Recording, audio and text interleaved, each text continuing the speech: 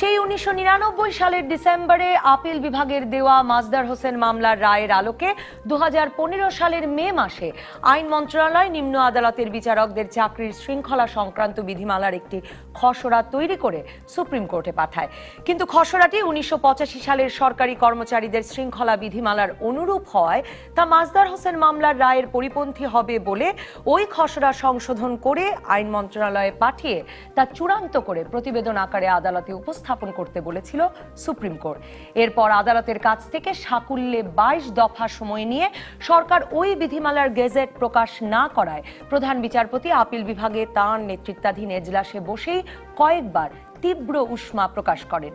অবশেষে গত 27 তারিখ আইনমন্ত্রী নিজে গিয়ে প্রধান বিচারপতির হাতে নিম্ন আদালতের বিচারকদের চাকরির শৃঙ্খলা সংক্রান্ত বিধিমালার যে চূড়ান্ত খসড়া তুলে দিয়ে এসেছেন তা সুপ্রিম কোর্টের সুপারিশ অনুসারে নয়, বরং কমপ্লিট ইউটার্ন বলে অভিহিত করেছেন প্রধান বিচারপতি।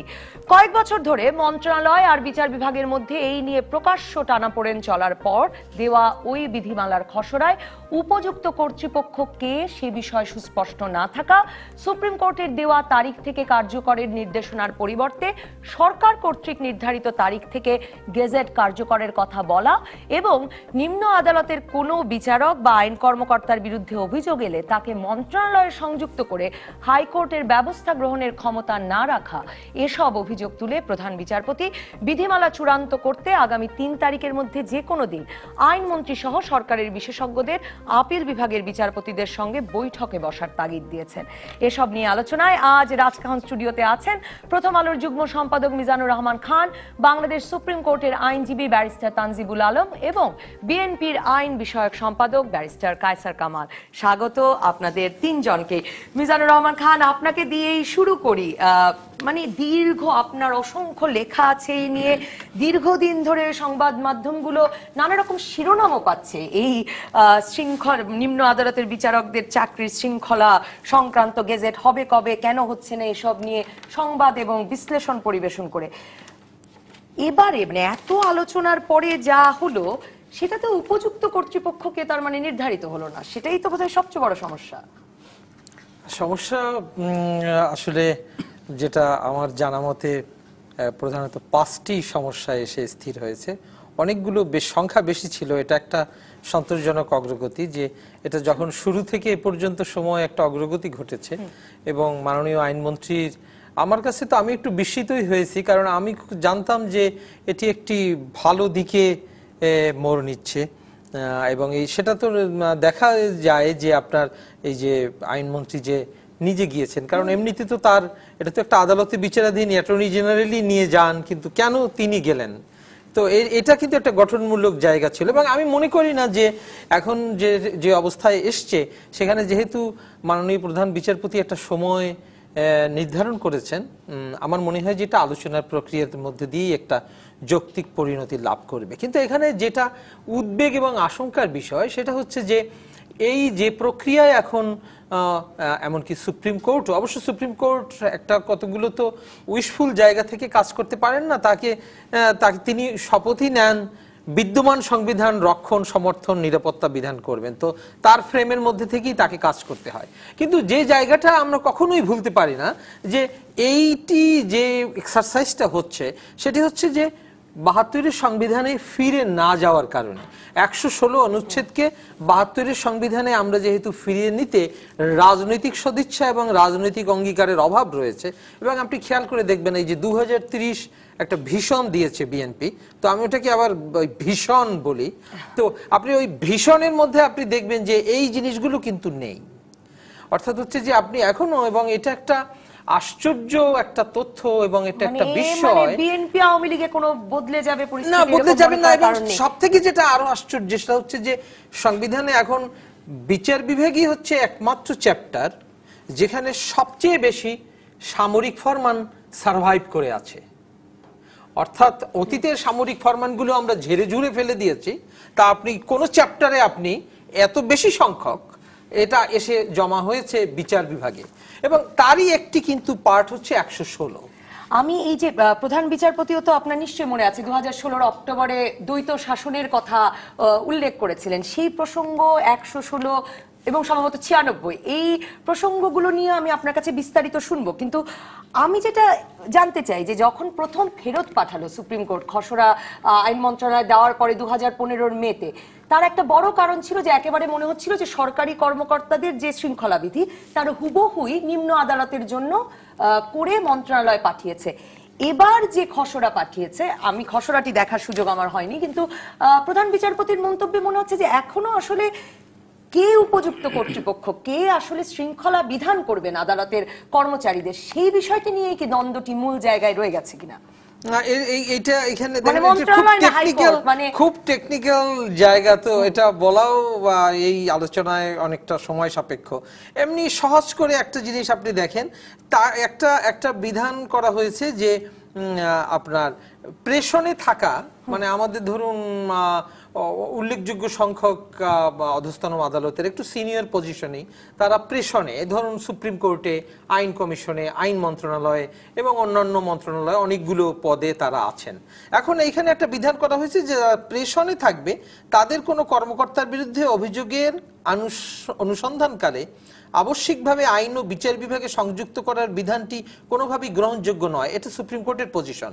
কেন নয়, সেটা খুব স্বাভাবিক যে আপনি একজনের বিরুদ্ধে অভিযোগ পাওয়া মাত্রই আপনি যদি তাকে সংযুক্ত করে ফেলেন, তার মানে হচ্ছে আপনি তাকে চাকরি থেকে সরিয়ে নিলেন, আপনি প্রাথমিক কোনো তদন্ত করলেন না। তো এই জায়গাটায় তো প্রাইমে ফেসি মনে হচ্ছে যে এটি সুপ্রিম কোর্টের একটা যৌক্তিক একটা অবস্থান। তো এখন জায়গাটা হয়েছে কি, এই যে আমরা এই টেকনিক্যাল জায়গাগুলো নিয়ে অভিযুক্ত কর্মচারীর বিরুদ্ধে ব্যবস্থা নেওয়ারও কোনো সুযোগ আসলে হাইকোর্টের আর থাকছে না, মানে সেটাও মন্ত্রণালয়ই নেবে বলে এখানে সিদ্ধান্ত দিয়ে দেওয়া হয়েছে একরকম। সেটা তো আমরা ব্যাখ্যা করলে ব্যাপারটা এরকমের দাঁড়ায় যে তাদের একটা অর্থাৎ তাদের জায়গার একটা নিয়ন্ত্রণ, সেটাই বলবো যে বিচার বিভাগকে, সোজা কথায় হচ্ছে যে বিচার বিভাগকে নিয়ন্ত্রণের একটা দুঃখজনক চেষ্টা নির্বাহী বিভাগ থেকে অব্যাহতভাবে আমরা দেখতে পাচ্ছি। এবং সেটা যদি আমরা দেখতাম যে বিচ্ছিন্নভাবে শুধুমাত্র এই গেজেটে এসে এটাকে কিন্তু খণ্ডিতভাবে দেখা যায় না, কারণ আমরা যদি বিচারক নিয়োগের আইন না করার যে প্রবণতা আমরা এক্সিকিউটিভকে দেখি, যে আপনি জানেন যে একটা শুধু নিম্ন আদালতের ক্ষেত্রে না, মানে উচ্চ আদালতেও সেটা বিচার বিভাগের সঙ্গে আপনি যদি বাজেটেরও যদি আপনি বাজেটারি যে প্রভিশন গুলো দেখেন, এবং অন্যান্য আপনি তো দেখেছি যে ধরুন আপনার একটা পাট মন্ত্রণালয়ের অথবা আপনার একটা ওই বীজ মন্ত্রণালয়, তার একটা উপশাখার যে টাকার বাজেট, তার একটা ভগ্নাংশ দিয়ে আমাদের সুপ্রিম কোর্ট চলে বা আমাদের বিচার বিভাগ। এই কথাটি বলে গেছেন এই টেবিলে যে এবার সম্ভবত বাজেট আরো কমেছে, সেটাই বোধহয় বলছিলেন আরেকদিন ব্যারিস্টার তানজিবুল আলম। মানে আমি জানি না আসলে যে বিচারাধীন এখনো বিষয়টি, সেই জন্য আপনাদের কতটুকু আমাদের কথা বলা উচিত বা, কিন্তু এই টানাপোড়েনটা এতদিন ধরে চললো, তারপর একটা সত্যিকার অর্থেই একটা সুন্দর জেস্চার দেখালেন আইনমন্ত্রী, গেলেন নিজে খসড়া নিয়ে সংবাদ মাধ্যমের সামনে বললেন সমস্যার খুব দ্রুত সমাধান হচ্ছে, গেজেট আসছে খুব দ্রুত। তারপরে আবার মনে হলো যে ব্যাক টু স্কোয়ার ওয়ানের মতো একটা, অন্তত প্রধান বিচারপতির কথা শুনলে মনে হয় আইনমন্ত্রী যদিও বলছেন আলোচনা চলবে। ধন্যবাদ। আমি এই বিশেষ করে শৃঙ্খলা বিধি এবং এটার গ্যাজেট নিয়ে এবং এটার কন্টেন্ট নিয়ে বলার আগে একটু ব্যাকগ্রাউন্ডটা বললে পরে সবার জন্য বুঝতে এটা সুবিধা হবে। সেটা হচ্ছে যে বলতে পারেন যে মাজদার হোসেন রায়ের যে আলোকে যে এইসব বিভিন্ন পদক্ষেপগুলো নেওয়া হয়েছে, এটা হচ্ছে one of the last phase. Masdar হোসেনের মামলার আলোকে যে জিনিসটা করা হয়েছিল এর আগে, সেটা হচ্ছে যে আপনার পৃথক কমিশন গঠন এবং সেই পৃথক কমিশনের মাধ্যমে রিক্রুটমেন্টের যে বিষয়টা, বিশেষ করে জুডিশিয়াল অফিসারদের, সেই রিক্রুটমেন্টটা আলাদা আপনার পিএসসির আন্ডারে না রেখে এটার জন্য আলাদা কমিশন করা হয়েছে। যদিও পিএসসির কথা বলা আছে সংবিধানে, কিন্তু এই আমাদের যে জুডিশিয়ারি যে পিএসসি, যদি ধরে নিই যে জুডিশিয়াল, এটা জেএসসি বলা হয়, জুডিশিয়াল সার্ভিস কমিশনের কিন্তু কোনো অস্তিত্ব আমাদের সংবিধানে বলা নাই, যদিও পিএসসির কথা বলা আছে।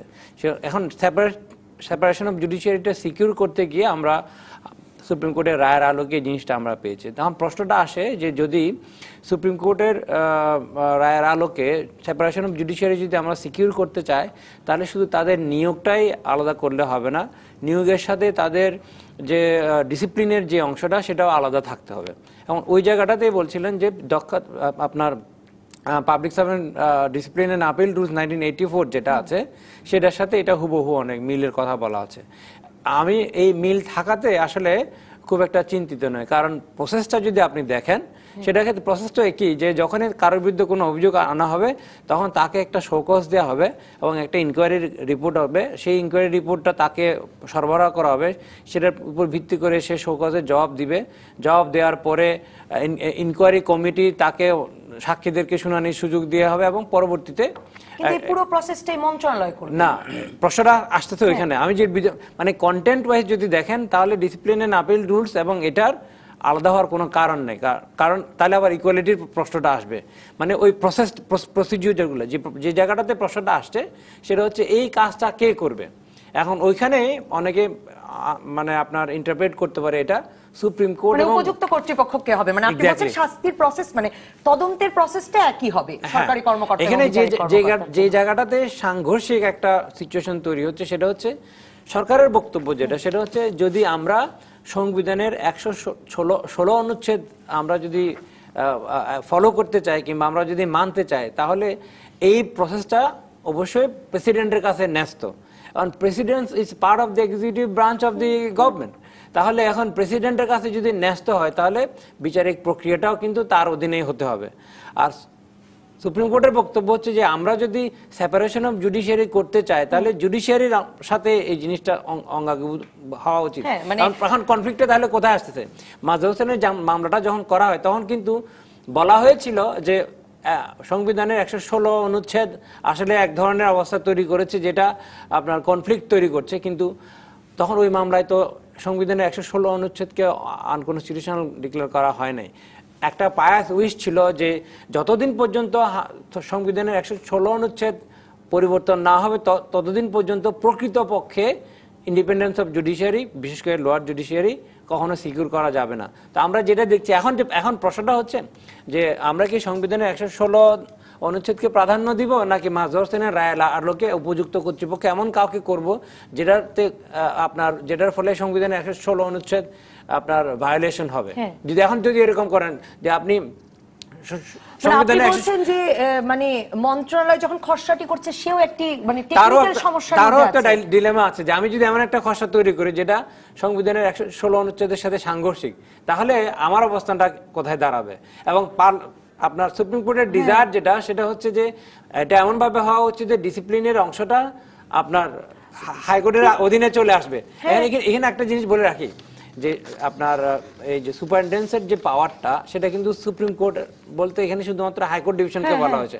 আপিল ডিভিশনকে না, আমি আজকে পড়ছিলাম যে 1861 সাল থেকেই নাকি তারাই তত্ত্বাবধান করছে। না, এটা এই জিনিসটাতে আসতেছি, সেটা হচ্ছে তত্ত্বাবধানটা আমি আসবো আবার আপনাদের কাছে। আমি যে আমি এই জায়গাটা থেকে যদি ব্যারিস্টার কায়সার কামালের কাছে যাই যে 1861 সাল থেকে যা করছিল, বরং এই খসড়ার পর প্রধান বিচারপতির প্রতিক্রিয়ায় মনে হচ্ছে যে তাও আরো খর্ব হতে যাচ্ছে। বিষয়টা হচ্ছে কি 1861 সনে কলকাতা হাইকোর্ট প্রতিষ্ঠা হয়। সেই 1861 সন থেকে কলকাতা হাইকোর্টের অধীনস্থ সমস্ত অধস্তন আদালতগুলা হাইকোর্টের অধীনে ছিল। তো আমাদের এখানে বেসিক্যালি এই কর্তৃত্বটা সেটা সরকার মানতে চাচ্ছে না বা সরকার অ্যালাউ করছে না সুপ্রিম কোর্টকে, যেটা আর্টিকেল 109 স্পষ্টভাবে দেয়া আছে। এবং আমার মনে হয় এটা টোটালি আর্টিকেল 109কে ভায়োলেশন করছে সরকার। আর এখানে দেখুন আসলে এই উচ্চ আদালত নিয়ে সরকারের যে টান পুরানটা, আমার মনে হয়, আমার না মানুষের স্বাভাবিকভাবে মনে হচ্ছে যে এটা আসলে কি সরকারের একটা প্রভাব সৃষ্টি এবং প্রভাব রাখার জন্য কিন্তু এই সমস্ত কাজ করা হচ্ছে। যেমন 96 আর্টিকেল দেখেন, যখন 96টাকে ভয়েড করা হলো সর্বোচ্চ আদালত কর্তৃক মাননীয় চিফ জাস্টিসের নেতৃত্বে, আমরা পার্লামেন্টে দেখেছি পার্লামেন্টের মেম্বাররা কিভাবে কথা বলেছে, মানে কত অধ্যত্বপূর্ণ ওয়েতে কথা বলেছে, যেটা একটা সিভিলাইজড কান্ট্রিতে মেম্বার অফ পার্লামেন্ট। আমি শেষ করি, আপনার কথার সময় কিন্তু আমি বলি নাই। ষোড়শ সংশোধনী বাতিলের কথা বলছেন। হ্যাঁ, তো সিভিলাইজড কান্ট্রিতে মেম্বার অফ পার্লামেন্টরা এইভাবে কথা বলতে পারে সর্বোচ্চ আদালত সম্পর্কে, বিশ্বের কোথাও নেই। এবং অনেক মন্ত্রীরা বলেন যে মাননীয় চিফ জাস্টিস রাজনীতিবিদদের মতো কথা বলছেন, এবং যথার্থভাবে মাননীয় চিফ জাস্টিস বলেছেন হ্যাঁ আমি কথা বলবো, কারণ আমার কথা বলতে হবে যেহেতু সঠিকভাবে চলছে না সবকিছু। অর্থাৎ সরকারের যে স্ট্যান্ডটা, সেই স্ট্যান্ড হচ্ছে ফ্যাসিবাদী রাষ্ট্রের মতো কোর্টকে আমার কন্ট্রোলে রাখতে হবে এবং আমার কন্ট্রোলে রেখেই আমি দেশ চালাবো, এটাই হচ্ছে সরকারের স্ট্যান্ড। এবং এই জন্যই কিন্তু 22 বার সময় নিয়েছেন এবং মাননীয় চিফ জাস্টিস মহোদয় বলেছেন যে সুপ্রিম কোর্ট থেকে বঙ্গভবন কত দূর, সচিবালয় থেকে বঙ্গভবন কত দূর। আমি একটা বিরতিতে যাব, বিরতির পর ব্যারিস্টার কায়সার কামাল আপনার কাছে ছোট্ট করে জানবো যে প্রসঙ্গটি মিজানুর রহমান খান তুলেছিলেন, যে এমনকি তিনি বিএনপি প্রধান বেগম খালেদা জিয়া যে ভিশন 2030 দিয়েছেন, সেটাতেও তিনি কোনো বিচার বিভাগের স্বাধীনতা প্রসঙ্গে কোনো সুস্পষ্ট দিক নির্দেশনা দেখেন না। আপনি বিএনপির আইন সম্পাদক হিসেবে সেটা কিভাবে, আপনাদের প্রতিশ্রুতির জায়গাটি নিয়ে আপনাদের দলের ভেতর কোনো অবস্থান আছে কিনা সেটা একটু জেনে আমি আবারও এই বিষয়টির জটিল প্রসঙ্গগুলোতেও যেতে চাই। দর্শক থাকুন রাজকাহনের টেলিভিশনে, ফেসবুকে, ইউটিউবে।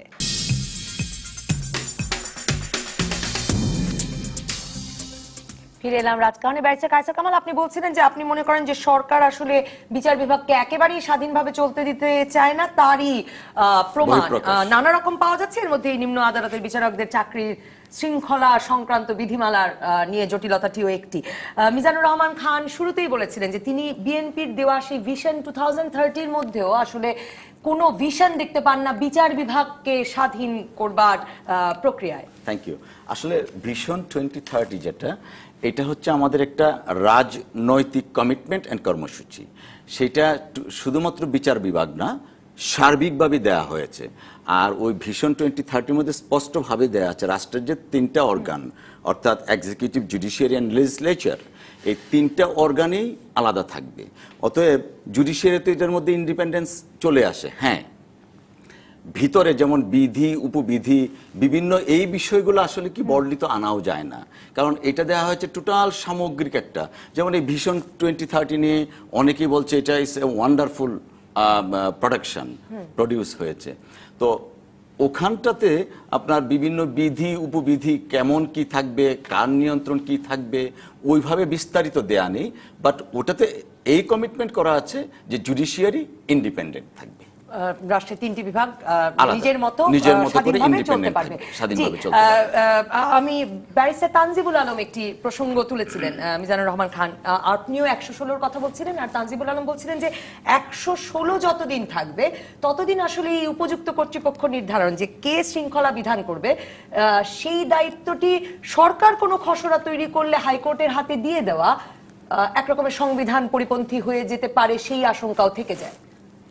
মানে 116-তেই তো বলা আছে যে রাষ্ট্রপতি দেখবেন নিয়োগ পদোন্নতি থাকবে তার কাছে, এবং এই দায়িত্ব তার কাছে থাকবে, যাকে প্রধান বিচারপতি বলছেন যে এটা মন্ত্রণালয় হয়ে গেল। চিফ জাস্টিসের সাথে চিফ জাস্টিসের role would be that of consultation.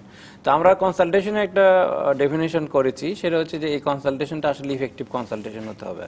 But effective কনসালটেশনের এক্সটেন্টটা কতটুকু হবে, তাহলে কি বিচারিক এই শৃঙ্খলা বিধানের যে আপনার ইনভেস্টিগেটিভ পার্ট যেটা, কিংবা আপনার অ্যাডজুডিকেশন পার্ট যেটা, সেটা কি কনসালটেশনের গার্বে চলে যাবে কিনা চিফ জাস্টিসের আন্ডারে? প্রশ্নটা হচ্ছে ওই জায়গাটাতে।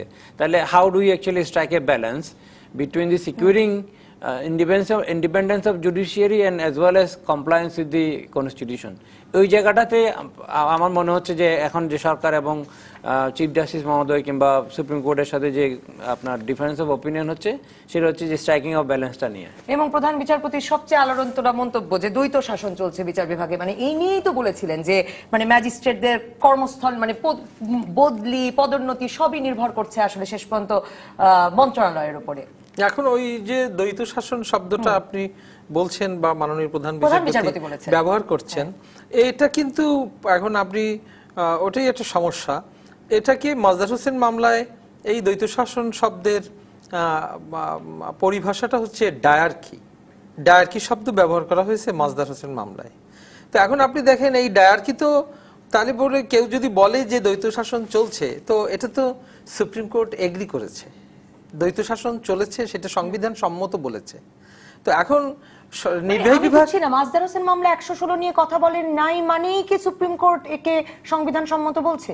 না, স্কোপটা তো আপনাকে চিন্তা করতে হবে। সেটা মাজদার হোসেনের মামলায় ওনারা বলেছেন যে সংবিধান 116টা আসলে অ্যামেন্ড করা উচিত, কিন্তু ওনাদের এই পাওয়ারটা নাই পার্লামেন্টকে বলা আপনি কোন আইনটা স্পেসিফিক আইন করার জন্য। তো তো ওইখানে আপনার মানে না, জুরিসডিকশনের ব্যাপার। এই জায়গাটা আমি বলি, এইখানে বেশি তানজিব সঙ্গে আমি একটু দ্বিমত পোষণ করব। সেটা হচ্ছে যে যেমন আমি এই তথ্যটা বলি, আমার একটা পড়তে পড়তে মনে হলো যে আচ্ছা বেসিক স্ট্রাকচার নিয়ে আমাদের অনেকগুলো জাজমেন্ট আমাদের হয়েছে। এই যে আপনি ধরুন 13th অ্যামেন্ডমেন্ট, অ্যাপারেন্টলি কিন্তু কোন আর্টিকেলকে ভায়োলেট করেছে কোনটার সঙ্গে সেটা দেখা যাচ্ছে না। তো সেটা কি থিমটা বেরিয়েছে যে এটা মৌলিক কাঠামোকে আঘাত করেছে। তো আমাদের অনেকগুলো জাজমেন্টে এটা সেটেল হয়েছে যে জুডিশিয়াল ইন্ডিপেন্ডেন্স হচ্ছে একটা one of the basic structure.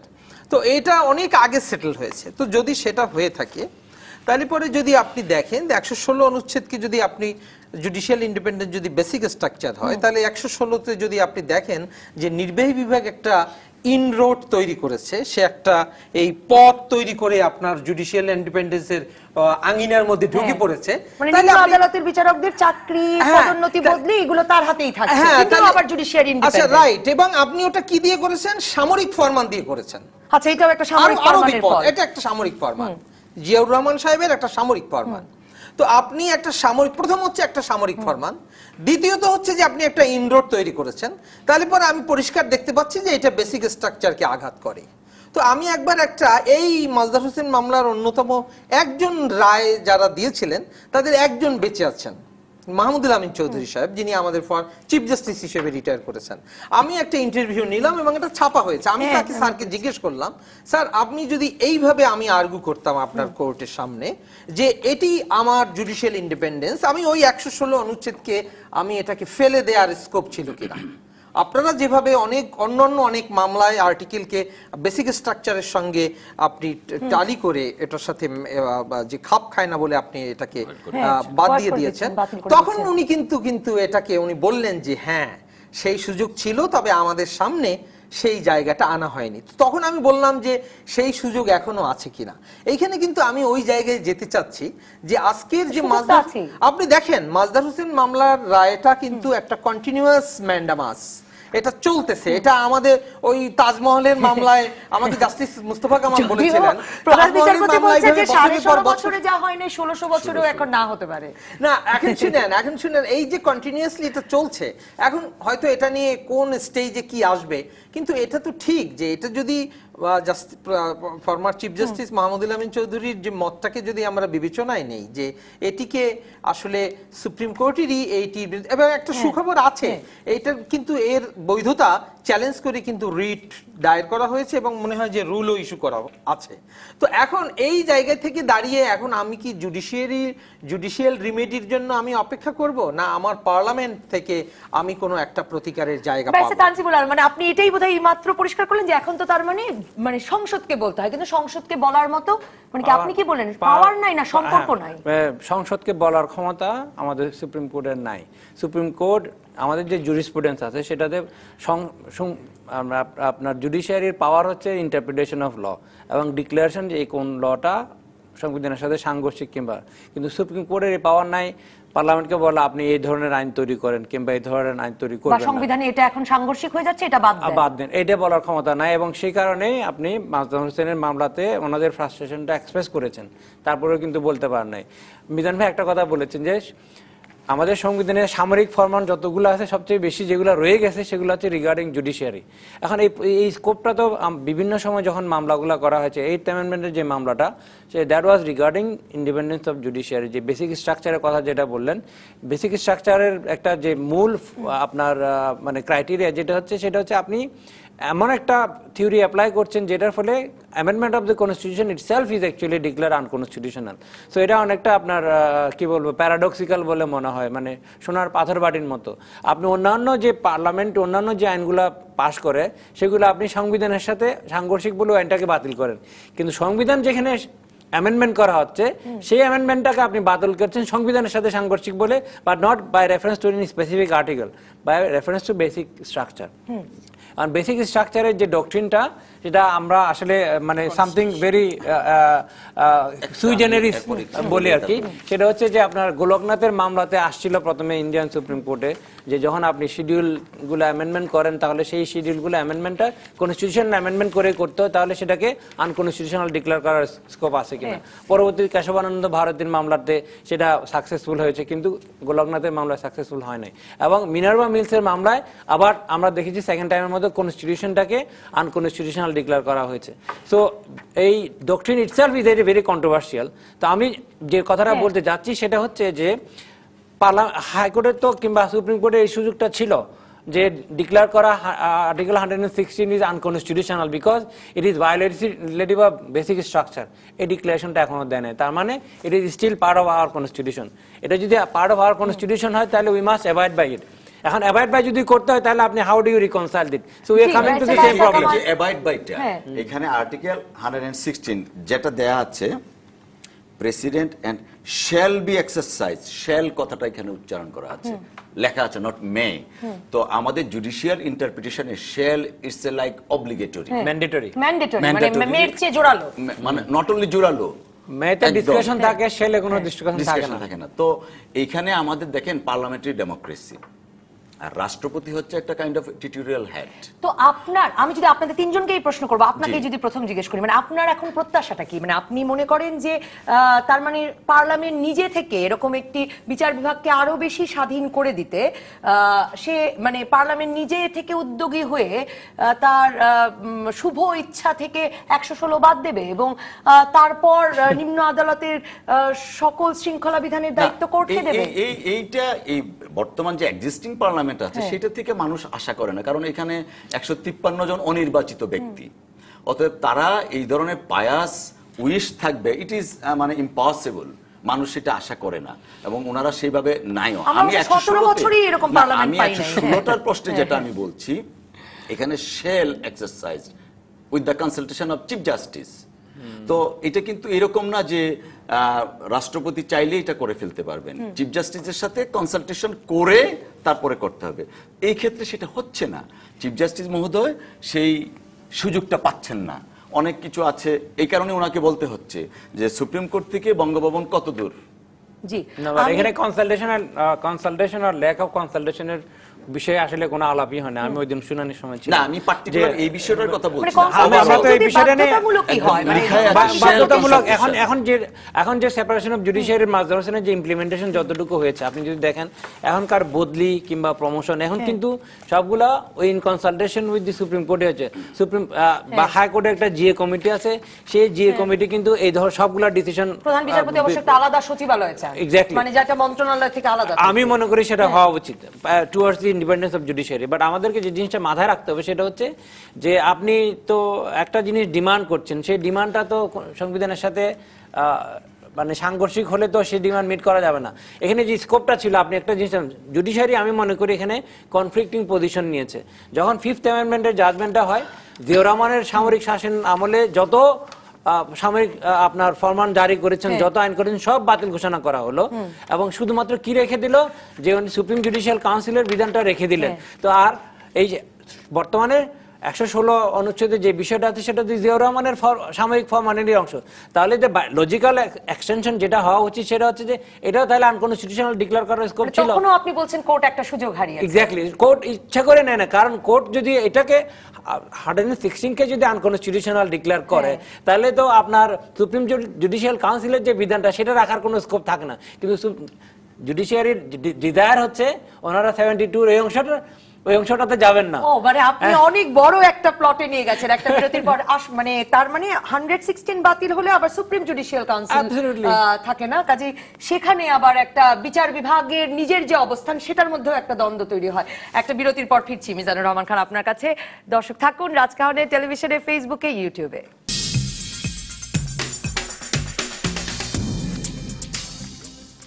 ফিরে এলাম রাজকাহনে। মিজানুর রহমান খান, ব্যারিস্টার তানজিবুল আলম ওই প্রসঙ্গটিতেই বারবার বলছিলেন যে 116 যেহেতু বাতিল করবার মানে ম্যাজিস্ট্রেটদের চাকরির শৃঙ্খলা, পদোন্নতি, বদলি এই বিষয়গুলো যেহেতু এখনো সুপ্রিম কোর্টের পরামর্শক্রমে কিন্তু রাষ্ট্রপতির কাছেই ন্যস্ত আছে, সেখানে আসলে সরকারের পক্ষে দায়িত্বটা হাইকোর্টকে এখনই দিয়ে দেওয়াটা একরকমের অসাংবিধানিক জায়গায় যাবে। এবং তিনি বলছেন যে কোর্টও আসলে এই বিষয়ে কোনো যখন পঞ্চম সংশোধনী বাতিল করেছে তখনও তারা এই দায়িত্ব নিয়ে 116 বাতিল করে নাই, কারণ তাহলে আবার সুপ্রিম জুডিশিয়াল কাউন্সিল রাখা যায় না।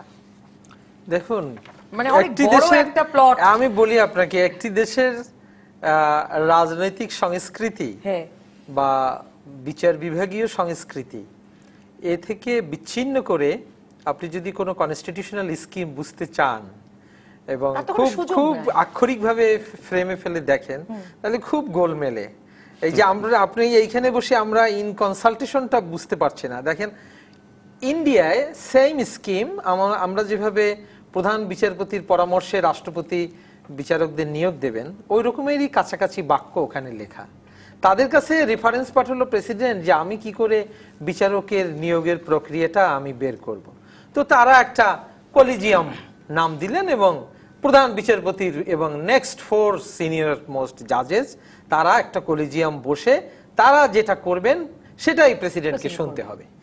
এই কথা সংবিধানে, ভারতের সংবিধানে আমি মাননীয় একজন প্রধান বিচারপতি নিজেরা আলোচনা করে এরকম একটা প্রক্রিয়া বের করে না এবং লিখে পাঠিয়ে দিয়েছেন। এবং এখানে মজাটা হচ্ছে যে আমি একজন প্রধান বিচারপতি, ভারতের প্রধান বিচারপতিকে বললাম, স্যার আপনারা এই যে ডিভাইসটা তৈরি করলেন এটা কনস্টিটিউশনের কোথায় আছে?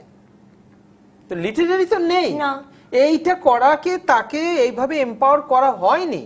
কিন্তু বিষয়টা ওটা দেখতে হবে যে বাস্তবতাটা হচ্ছে যে এটা কয়েক দশক ধরে এটা মনে হয় মিড 90s-এ এটা করেছে এবং সেটা ঠিকই আছে। এবং দেখেন আপনি, তারা সেই 99তম সংশোধনী এনে ন্যাশনাল জুডিশিয়াল কাউন্সিল কমিশন করে ওটাকে বাদ দিয়েছিল।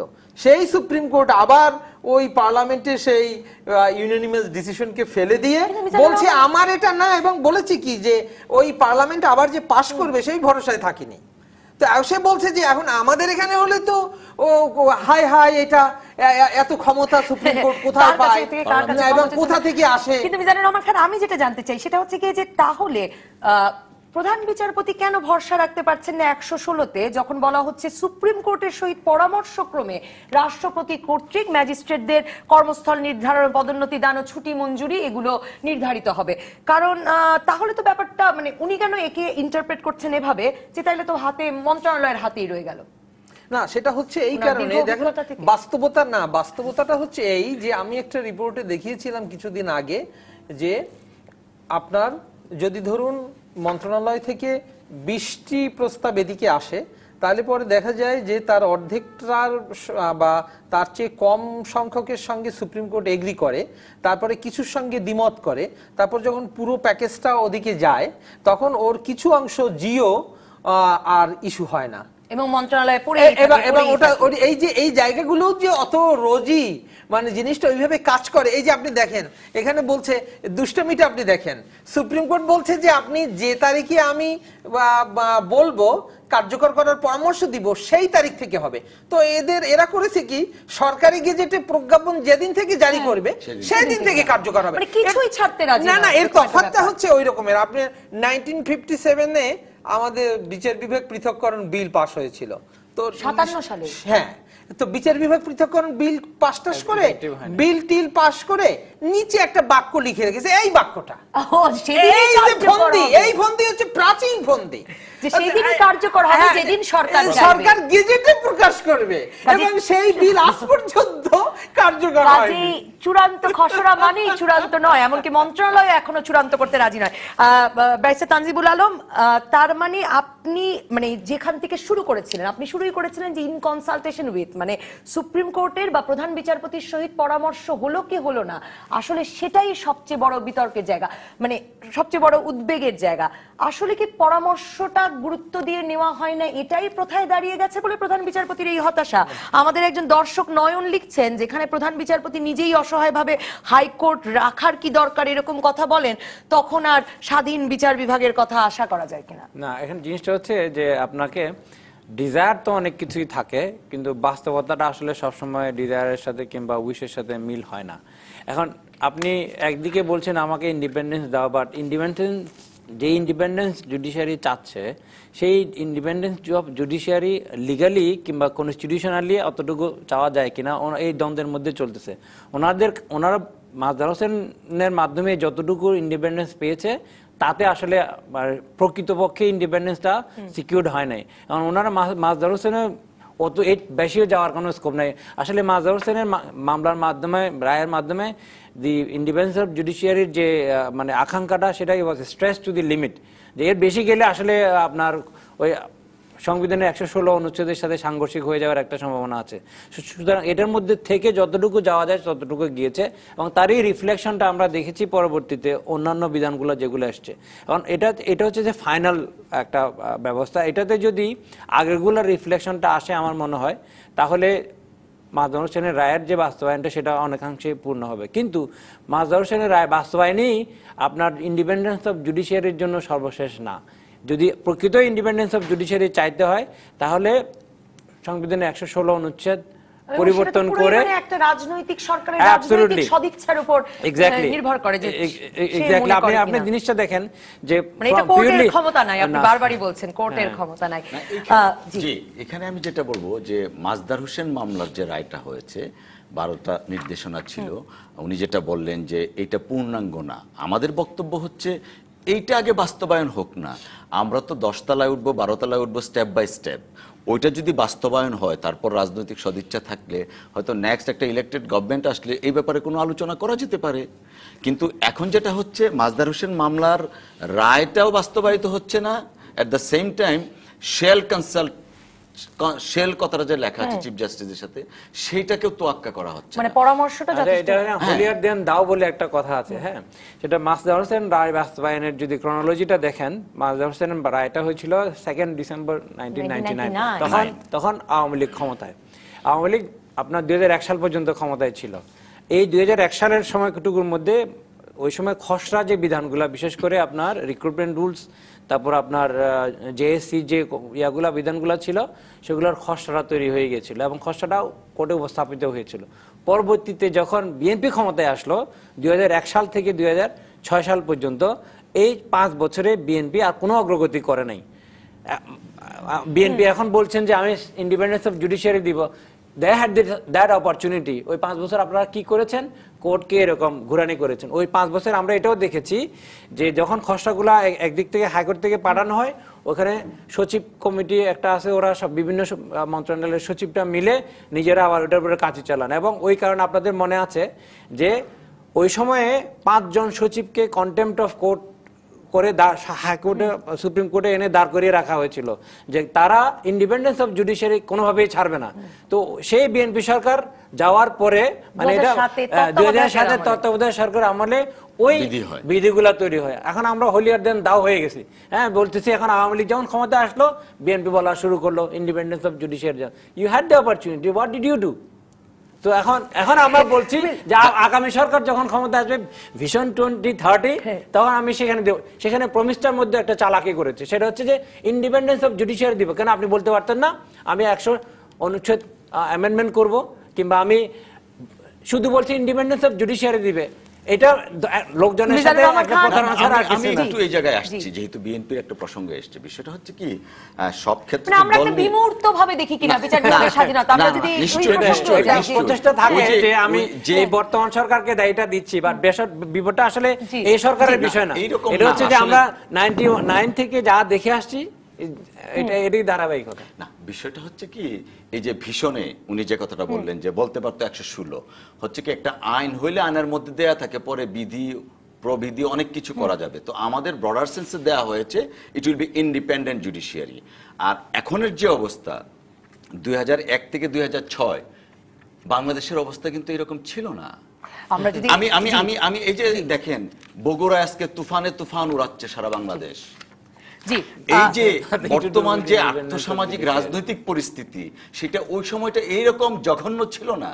আমি এই মিজানুর রহমান খান, আমি যদি এই যে মানে বিচার বিভাগের স্বাধীনতা দেওয়ার বিষয়ে তো এই বর্তমান সরকারও বলেন যে তারা প্রতিশ্রুতিবদ্ধ, তারা এর লক্ষ্যেই কাজ করছেন, কিন্তু এই ধারণাটিকে একটা বিমূর্ত করে রাখা হয়েছে কিনা? আমি যদি ব্যারিস্টার তানজিবুল আলমের কথা থেকে সেই জায়গাটাতে আসি যে এটা করলে আসলে সর্বোচ্চ স্বাধীনতা নিশ্চিত হবে, তা করতে অসুবিধা কি? আমাদের দর্শক মাজারুল ইসলাম ছোটন বলছেন যে দেশের উচ্চ ও নিম্ন আদালত স্বাধীনভাবে চললে সরকারের অসুবিধা কোথায়? আর বিরোধী দলে থাকলে আসলে বিচার বিভাগের স্বাধীনতার প্রয়োজনীয়তাটা বিশেষভাবে অনুভব করা যায় কিনা? রাজনৈতিক বাস্তবতা দিয়ে বিচার করবার কথা আপনি বলছেন। দেখুন, এই যে 15th অ্যামেন্ডমেন্ট আমাদের যে পাশ হলো, সেই সময়ে মানে আমাদের দেশটা কিভাবে চলে আপনি দেখেন। এই সাবঅর্ডিনেট কোর্ট আমরা যেটা নিয়ে আলোচনা করছি, এটা হচ্ছে চ্যাপ্টার 2। এটা শুরু হয়েছে 114 থেকে, এই চ্যাপ্টারটা শেষ হয়েছে 116 কতে। তো 15th অ্যামেন্ডমেন্টে এই আপনার 150-এর 1-এ তারা কিছু চেঞ্জ এনেছিল, কিন্তু একটা জায়গায় আনেনি। সে জায়গাটা কি? সে বলছে যে এই যে চ্যাপ্টার 2 মানে অর্থাৎ অধস্তন আদালত, সে বলছে যে এইখানের যে আর্টিকেলগুলো এইটা ইমপ্লিমেন্টেড শ্যাল নিয়ে উনি খুব সচেতন। আপনি দেখবেন যে এগুলো হাস্যকর, বুঝলেন? মানে একটা টোটালি মানে আমরা কোথায় আছি আপনি দেখেন, উনি এক শ্যাল নিয়ে কিন্তু এই একই শ্যাল আমি আরেকটা খুঁজে বার করেছি, এবং দেখেন এই শ্যাল কি বলছে, এই শ্যালের ব্যাপারে কিন্তু ওনাদের কোনো খবর নেই। উনি যদি অনেস্ট হন তাহলে উনি হয়তো এই প্রথম স্বীকার করবেন যে আমি এই প্রথম জানলাম।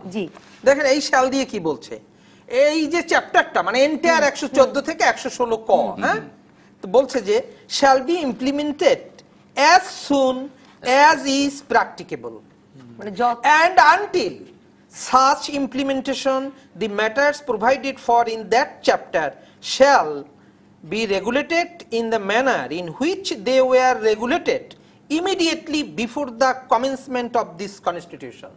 তার মানে অধস্তন আদালতটা according to Bangladesh constitution, I don't know ওনার শেয়ার অনুযায়ী এই ব্যারিস্টার তানজিব সাহেব বলেছে যে এটা হলো ম্যান্ডেটরি। হ্যাঁ, একটু আগে আপনি বলেছেন এই ম্যান্ডেটরি প্রভিশনে দাঁড়িয়ে দেখছি যে আমাদের অধস্তন আদালতটা আমাদের এই সংবিধান 2017 সালে আমরা পড়লাম যে এটা পাকিস্তানে নিয়ে গেছে। মানে প্রণীত হওয়ারও আগে যেভাবে চলতো সেভাবে চললেই চলবে, পাকিস্তানি কায়দায় চলছে আমাদের বিচার বিভাগ। আমার মনে হয় এখানে শেষ করি, কারণ এর পরবর্তী পর্বে মিজানুর রহমান খান, এই পরিহাস থেকে জাতি কবে রক্ষা পাবে? অসংখ্য ধন্যবাদ মিজানুর রহমান খান, ব্যারিস্টার তানজিবুল আলম, ব্যারিস্টার কায়সার কামাল। আমরা এর পরবর্তী পর্বে আসলে পাকিস্তানি আদালত নিয়ে আলোচনা করব। রাজখানের পরবর্তী পর্বে পাকিস্তান আদালতের কু না সার্বভৌমত্ব, এই বিষয়ে আলোচনা করবেন সাবেক পররাষ্ট্র সচিব শামশের মুবিন চৌধুরী বীর বিক্রম, সাবেক রাষ্ট্রদূত নাসিম ফেরদৌস এবং ঢাকা বিশ্ববিদ্যালয়ের আন্তর্জাতিক সম্পর্ক বিভাগের অধ্যাপক ডক্টর দেলোয়ার হোসেন। সঙ্গে থাকবেন আপনিও।